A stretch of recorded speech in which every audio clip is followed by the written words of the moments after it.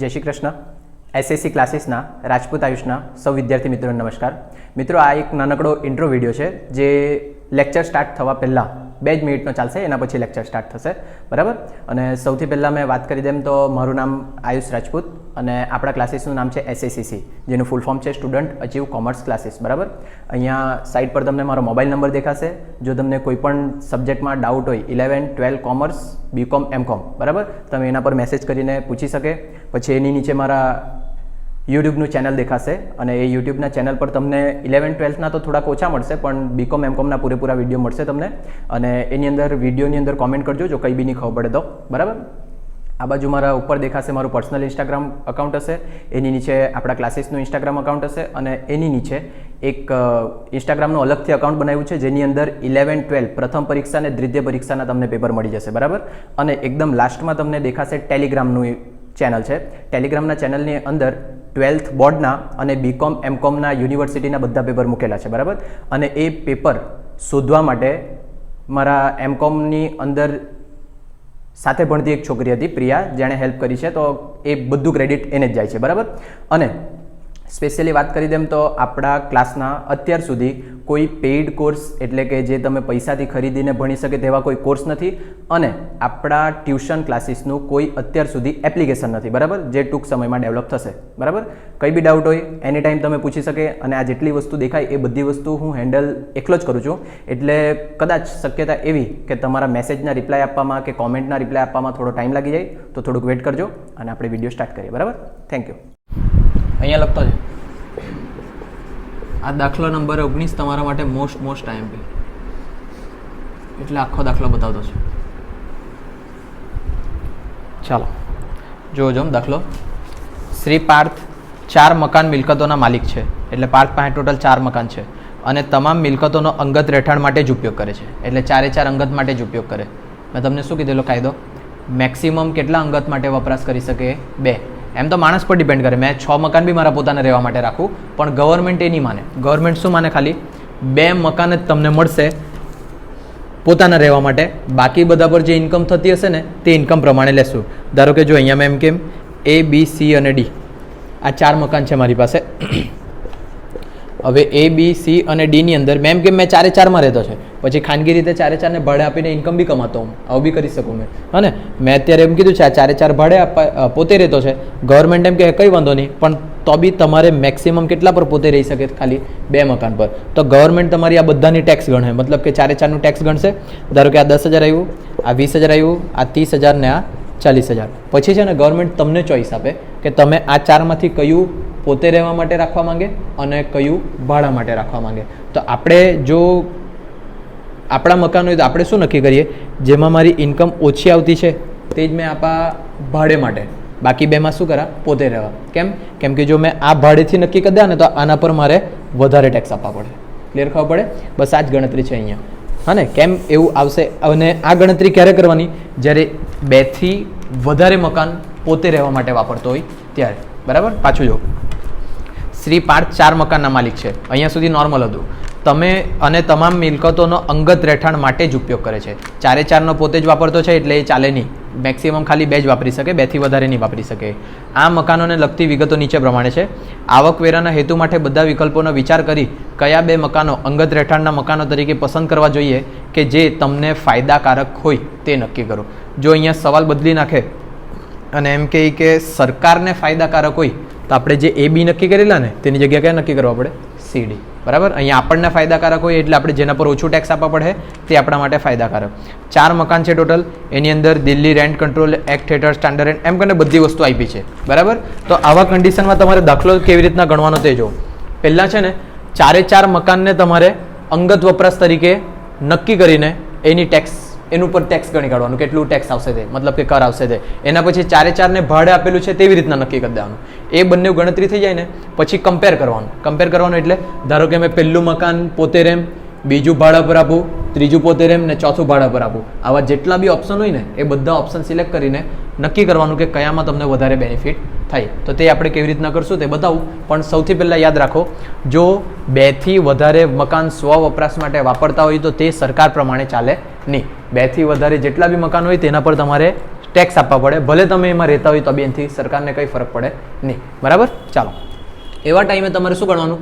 સૌથી પહેલાં અંગત વપરાશના મકાન તરીકેની 4/4ની ગણતરી કરવાની, પછી ભાડે આપેલ તરીકેની 4/4ની ગણતરી કરવાની, પછી એ બંનેનું શું કરવાનું? કમ્પેર, ને પછી ફાઇનલ જવાબ આપવાનો.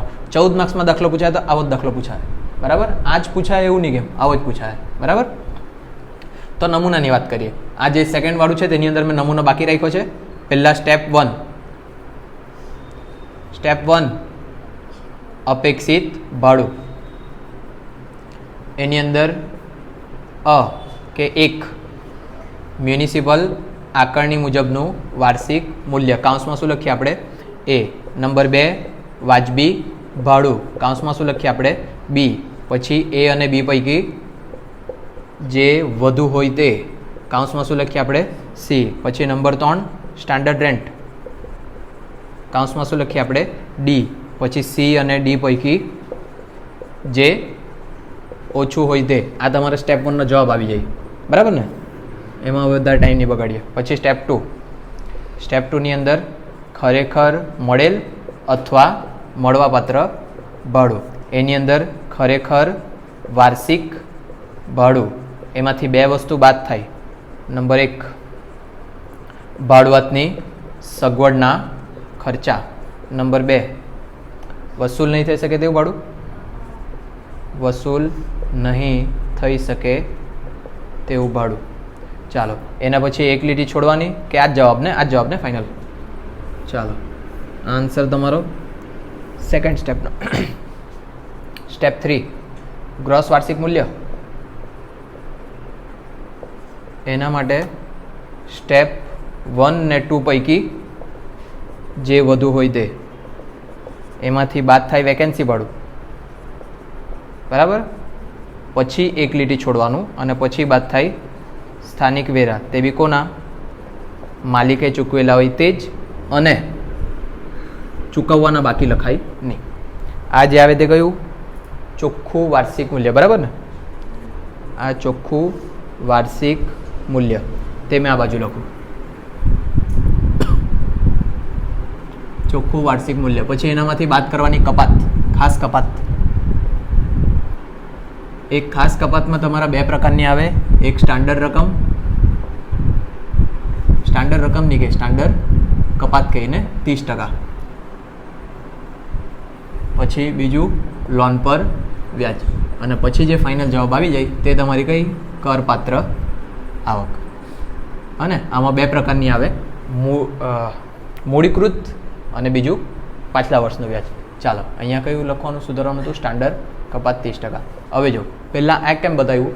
કેમ કે હવે આની અંદર જે છે, જો ધારો કે આ 4/4 મકાન તમારા પોતાના રહેવાના હોય તો આ બધી ગણતરી આવે નહીં? આવે. ડાયરેક્ટ ચોખ્ખું વાર્ષિક મૂલ્ય 0 થાય. બરાબર. તો મારે જો ખાલી અંગત વપરાશ માટે લખવું હોય તો અહીંયાથી સ્ટાર્ટ કરી શકું મેં, ચોખ્ખું વાર્ષિક મૂલ્ય. બરાબર. એ મેં બધામાં કેટલા લખી દેવા? 0. અને ખાલી શું લખવાનું મારે? કપાત જ. ખબર પડી ગઈ બધું ચેન્જ શું આવ્યું તે? બરાબર. તો પહેલાં આખું કમ્પ્લીટ આગળ કાઢીએ, પછી પહેલાં પર જાય. નમૂનો તો પહેલાં જ બનાવી રાખવાનો. હા ને? મ્યુનિસિપલ આકારણી મુજબ વાર્ષિક મૂલ્ય કેટલા? 40,000, 70,000, 90 ને 38. 40, 70, 90, 38. 40, 70, 90, 38. પછી વાજબી ભાડું કેટલા? 45, 60, 95, 44. એ બંને પૈકી જે વધુ હોય તે લખવાના આપણે. એટલે અહીંયા 45, અહીંયા 70, અહીંયા 95 ને અહીંયા 44. સ્ટાન્ડર્ડ રેન્ટ 42 કેટલા? 64, 1,43,000. આ બંને પૈકી જે ઓછું હોય તે, એટલે આ 42, 64, 95, 43. બરાબર ને?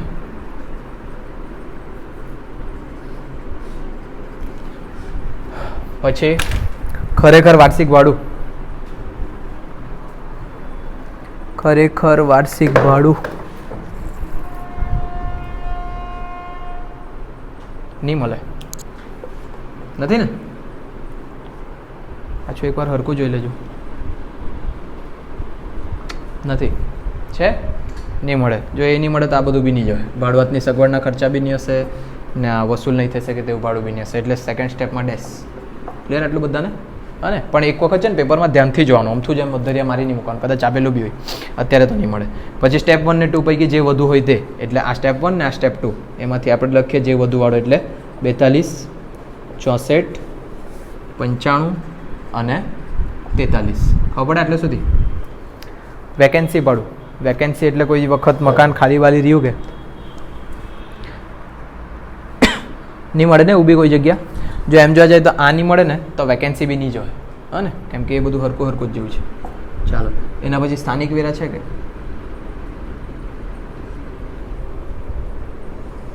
પહેલાં વાત કરીને લખ્યું. જો આ 42 આવવાના, આ 64 આવવાના, આ 95 અને આ 43. પછી સ્થાનિક વેરા છે મ્યુનિસિપલ કરવેરા ચૂકવવા માટે લીધેલ લોનનું વ્યાજ, એની વાત કરે તમે? ક્યાં છે? હા, ઓકે ઓકે, દેખાઈ ગયા. 4000, 20000, 30000 ને 15000. 4000, 20000, 30 ને 15. ચાલો એ વાત કરીને ચોખ્ખું વાર્ષિક મૂલ્ય લખાવો.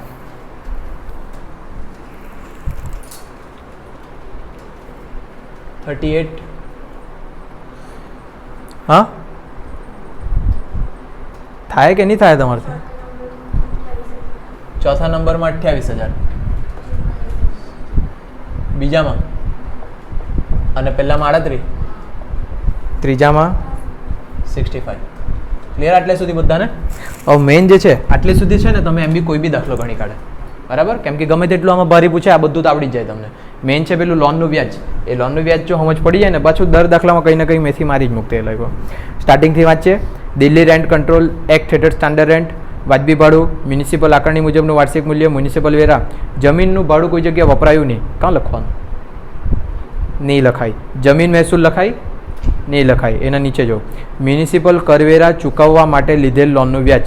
જો મ્યુનિસિપલ વેરા એટલે કે આ જે ચૂકવવાનું હતું ને તેના માટે લોન લેવા પડે એ લોકોએ, તો તે લોન અહીંયા લખાય? નહીં લખાય. આપણે તો મકાન બાંધકામ માટે લે, મકાન ખરીદવા માટે લે, તે બધી લોન અહીંયા લખાય, હે ને? એટલે આ તો લખવાનું નહીં, એ તો વાત જ પૂરી થઈ ગઈ. પછી જો ખબર પડે ને પાક્કું પેલું કેમ નહીં લખવાનું તે, હે ને? એ આના 4-4000 રૂપિયા ચૂકવવા સારું લોન લે આગળ ગધેડો જેવો, બરાબર, એનું આપણે લાગે વર્ગે નહીં.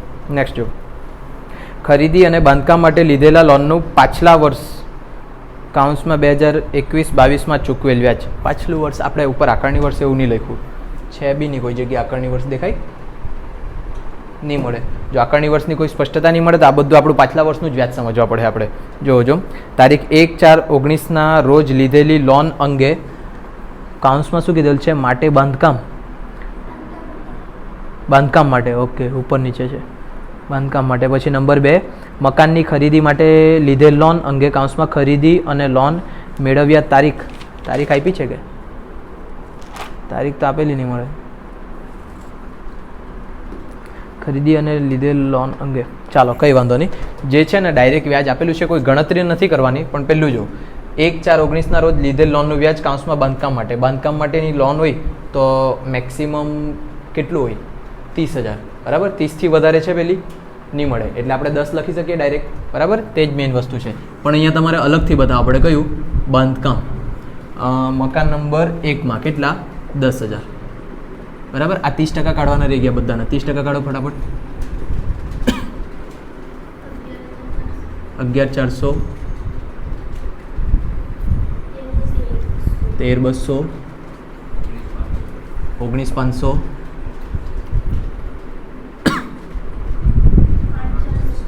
8400, બરાબર. આ બધા માઇનસ કરવાના છે આપણે. ચાલો એના પછી પહેલી લોનનું વ્યાજ હતું તે બાંધકામ માટેનું હતું. એના માટેનો કાયદો 30000 સુધી છે, 30થી ઓછું છે એટલે આપણે ડાયરેક્ટ લખી દીધું.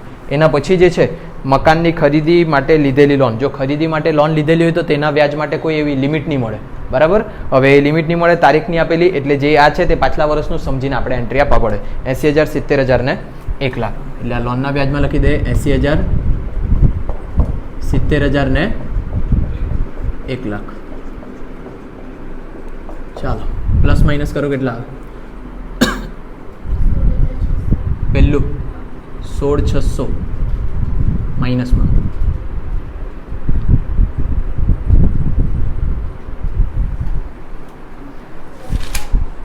પ્લસમાં આવે કેવી રીતના પ્લસ આવે 49,200 જોઈ લે કંઈ નહીં પ્લસમાં આવતો હોય તો. આ બી પ્લસમાં આવે આ તો માઇનસમાં જ આવે.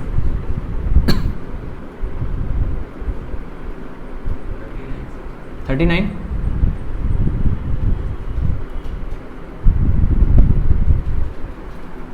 આ બી માઇનસમાં આવે 24,500 પેલું બી માઇનસમાં જ આવે.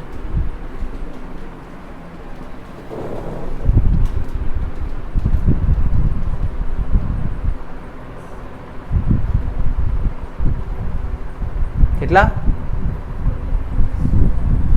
49,200. હા ઓકે પણ છેલ્લું કેટલું? 80,400. કંઈ વાંધો નહીં ભૂલ થાય વળી. પહેલું પ્લસમાં આવ્યું બાકી 3 માઇનસમાં આવ્યું પાક્કું ને? એકવાર પહેલું પાછું કહી દો ને. આ લોકો માઇનસ લખ્યું છે પણ આ લોકોનું ખોટું હશે. છોડ ચકલ આવ્યું એટલું જ આવે પ્લસમાં જ આવે. ચાલો હવે અહીંયા જો આ જે છે ને પહેલાં તમે ભાડે આપેવાળું 4 ગણી નાખે ને તો આ તમારા માટે ઇઝી થઈ જાય. કેમ?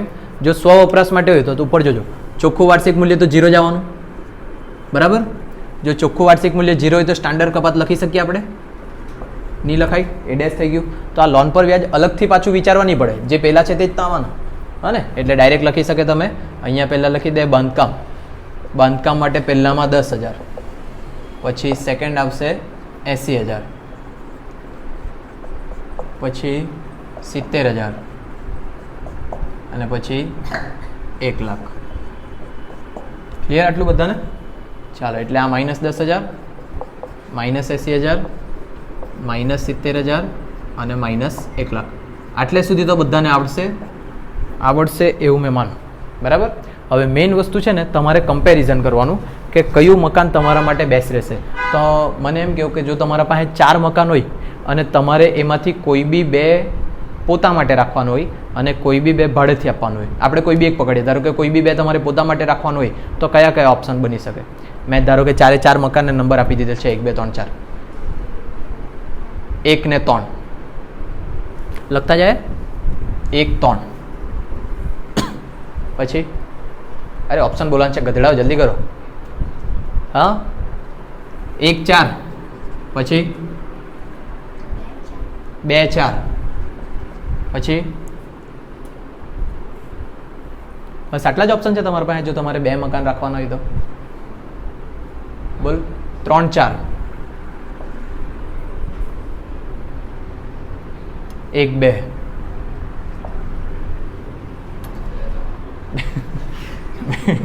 2 3 પછી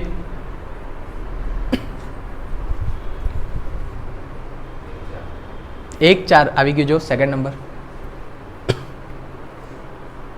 બોલની બેટરી. આમાં તો કંઈ ગણિત નહીં મળે ને સાદો સવાલ છે ને તમારે સામાન્ય બુદ્ધિથી જવાબ આપી શકે તેવો છે. બીજો કોઈ ઓપ્શન નહીં મળે? પાક્કું?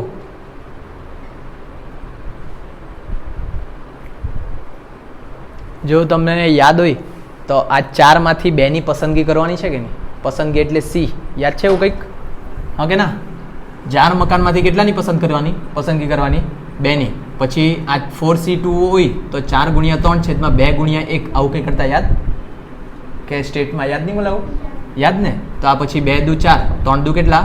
6. એટલે તમે કેટલા ઓપ્શન પસંદ કરી શકે? ખાલી 6. તો આ દેખાય 1 2 3 4 5 6 અને સિવાય બીજા ઓપ્શન જાહે જ નહીં. હા ને? પણ 4 જ મકાન આવશે અને 4 હોય તો 6 જ ઓપ્શન થાય એવું નક્કી રાખી દેવાનું. તમારી ઈચ્છા પ્રમાણે કોઈ બી મકાન પહેલાં લખી શકે. 1 2 3 4 1 3 1 4 2 3 અને 2 4. આના સિવાય બીજા કોઈ ઓપ્શન નથી તમારા પાસે. ક્લિયર આટલું? અને તો આ જે છે મેં પોતાના અંગત વપરાશ માટે રાખા મકાન. તો પછી ટેક્સ મારું કેટલું આવે તે મેં ગણતો છે હવે. ચાલો જોજો અહીંયા આ કોષ્ટક પાછું બધા યાદ રાખવા પડે. હા જોજો અહીંયા હેડિંગ્સ આપ્યું. અમાં શ્રી પાર્થની તમામ 4 મિલકતોને અંગત વપરાશના મકાન તરીકેની કરપાત્ર ગણી. પછી અહીંયા શ્રી પાર્થની તમામ 4 મિલકતોને ભાડે આપેલ તરીકે ગણી. આ બંને તો નોર્મલ જ છે. પછી અહીંયા ઉપરોક્ત બંને પત્રકો અ અને બ ના આધારે શક્ય તમામ વિકલ્પો હેઠળ મકાન મિલકતની કરપાત્ર આવકની ગણતરી. આ કોષ્ટકનું હેડિંગ યાદ રાખવા પડે. કોષ્ટકની અંદર પહેલા અહીંયા લખી લેજો અંગત વપરાશ તરીકેના. અંગત વપરાશ તરીકેના આપણે 6 ઓપ્શન નક્કી કર્યા. પહેલો બીજો અંગત રાખવું તો એનો અર્થ તરત જ ખબર પડવા જોઈએ કે ત્રીજો ચોથો કેવો ભાડેથી. હા ને, જો ત્રીજો ચોથો મેં અંગત રાખું તો પહેલો બીજો કેવો ભાડેથી. બરાબર, એમ કરીને 6 ઓપ્શન છે. ટોટલ મકાન મારા પાસે કેટલા 4. હવે મારે કરવાની છે લોકોની કુલ કરપાત્ર આવક. તો જો અહીંયા મકાન 1 ને મેં અંગત વપરાશ માટે રાખું, મકાન 1 ને અંગત વપરાશ માટે રાખું તો એની કરપાત્ર આવક કેટલી -10,000. તો આ પહેલામાં મારે -10 લખવા પડે. પછી જો મકાન નંબર 2, મકાન નંબર 2 ને બી મેં અંગત વપરાશ માટે રાખ્યું છે તો એની કરપાત્ર આવક કેટલી -80,000. મકાન નંબર 3 મારું ભાડેથી આપેલ છે, અહીંયા ભાડેથી આપેલ છે એટલે અહીંયા જોવા પડે. મકાન નંબર 3 માં ભાડેથી આપેલ કેટલું -24,500. મકાન નંબર 4 બી ભાડેથી આપેલું છે, એનો આન્સર કેટલો 80,400. ખબર પડી કેવી રીતના લખ્યા પૈસા. હવે પહેલામાં ત્રીજું ચોથું અંગત છે તો પહેલું બીજું ભાડેથી, પહેલું બીજું ભાડેથી એટલે પહેલું 16,600 અને બીજું 49,200. ત્રીજું ચોથું સ્વ વપરાશ એટલે કે 70,000 ને 1,00,000. ગુસ્સે બધાના મગજમાં આવે ઓકે ના. પહેલું ને ત્રીજું જો, પહેલું સ્વ વપરાશ એટલે કેટલા લખવાના -10 અને ત્રીજું સ્વ વપરાશ એટલે 70,000. તો ત્રીજામાં લખી દેવાના 70,000.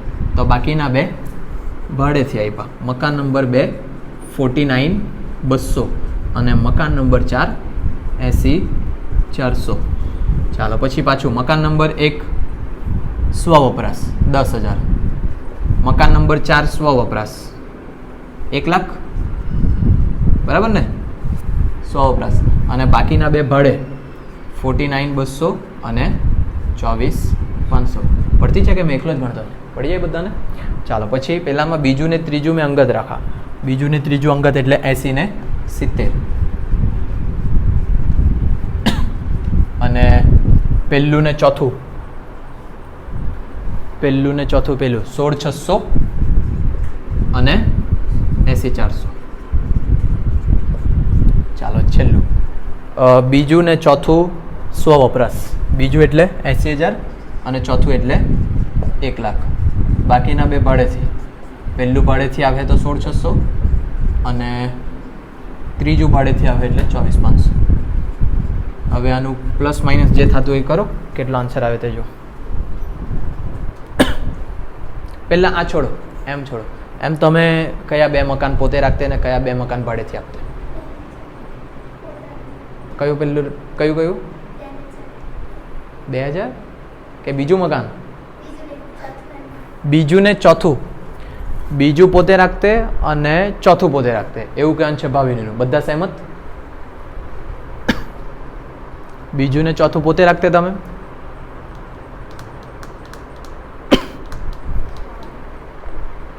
હા ને, એ જ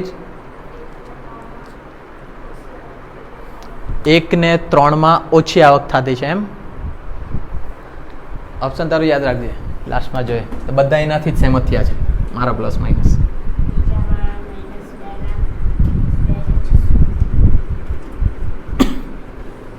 આ પેલું પ્લસ છે તે બી ધ્યાન રાખ્યું છે ને. નેક્સ્ટ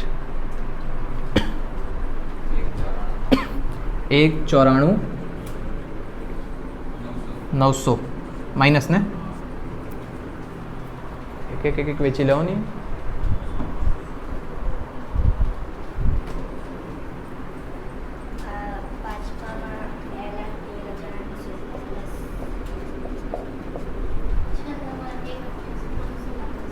એક 88,300 આ 1,00,000 હતા જોયેલા છે ને.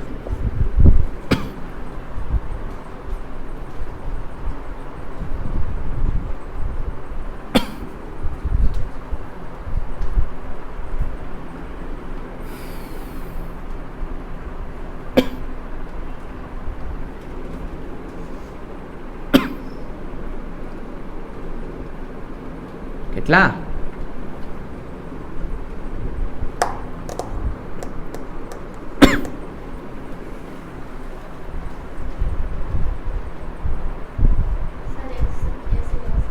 એક 87 આવશે. 300 જ ને પાછળ 900.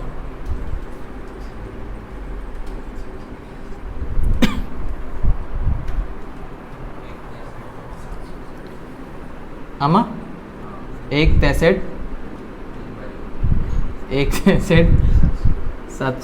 એમાં આમાં એમ પૂછ્યું તો હા જ કીધું પાછું.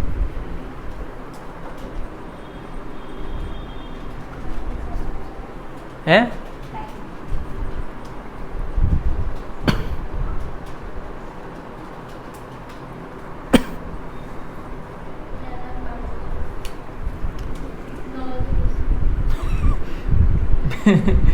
બે લાખ 9,200 2,92,000 આવ્યા આટલા બધાના.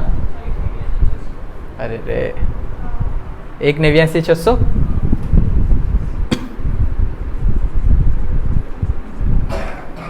આમાંથી મેં બોલું તે જોવું જો. 1 ને 2 માં 1,94,900 પછી 1 ને 3 માં 209,600 નહીં મળે ને એટલે પેલીનું સાચું હતું 209,600 વાળું. એકવાર પાછો કરો ચાલો. 1 ને 3 વાળું 1 ને 3 ચેક કરવાનું ઉભરે. પછી 1 ને 4 વાળું 1,83,700 1 ને 4 વાળું લે તેઓ ખોટું માનલું છે. પછી 4 એટલે 2 ને 3 વાળું 2 ને 3 વાળું એટલે છેલ્લેથી બીજું 2,13,800 એ બરાબર. પછી 2 ને 4 વાળું 2 ને 4 1,87,900 બરાબર. પછી 3 ને 4 વાળું 202,600 એટલે આ બંને ચેક કરો.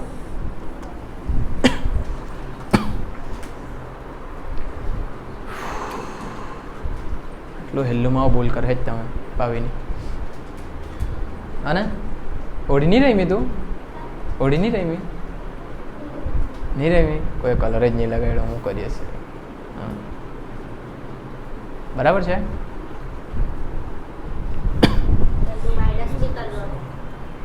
કેટલા હા ને 1,83,700 1 ને 3 1 ને 3 માં તો 209,600 આવ્યા કરે.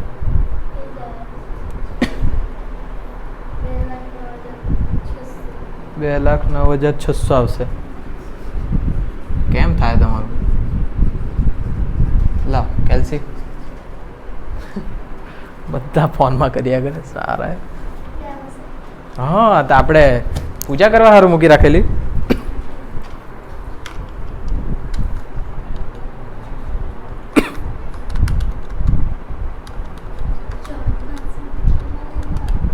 બસો 9,600 તો આવ્યા કરે ડોબા જેવા. અને આ 1,83,700 તો આ વાળું કર્યું લખાયું આ બાજુ ડોબો જેવું હા ને કાંઈ થાય દેખાય નહીં બરાબર તમને. હા તો સોરી બોર્ડ મારા પાસે આટલું જ છે. હવે મને કેવું આમાંથી તમારા માટે સૌથી બેસ્ટ ઓપ્શન કયું 1 થી લઈને 6 સુધીમાં?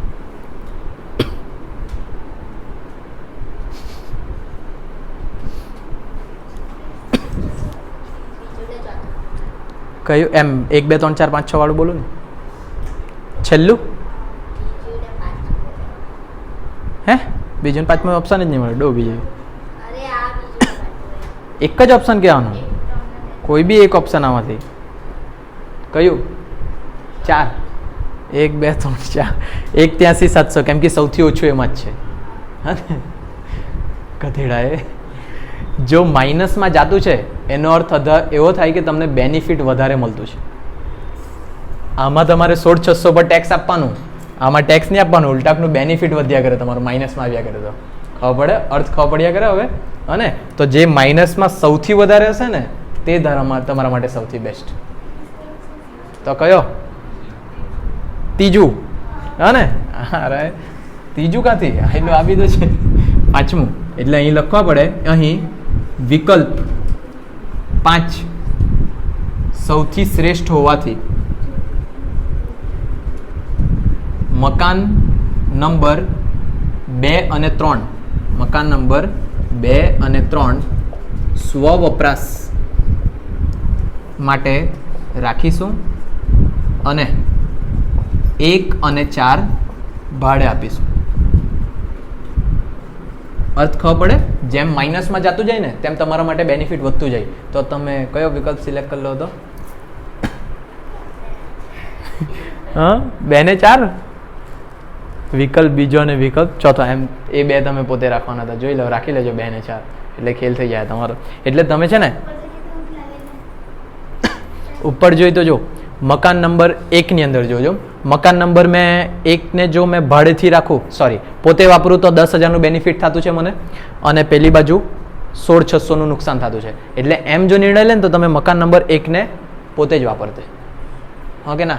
કેમ કે પોતે વાપરે 10નું બેનિફિટ થાય, પણ પેલા બાજુ 16,600નું નુકસાન થયા કરે. પણ જો તમે આવી રીતના નિર્ણય લેવા જાય ને તો તે નિર્ણય તમારા ખોટા જ પડે. જ્યારે બધાને કમ્પેર કરે ને ત્યારે પરિસ્થિતિ જ બદલાઈ જાય, બરાબર? એટલે તમે બહારથી નિર્ણય લઈ જ નહીં શકે, ટોટલી બધા ગણવા જ પડે.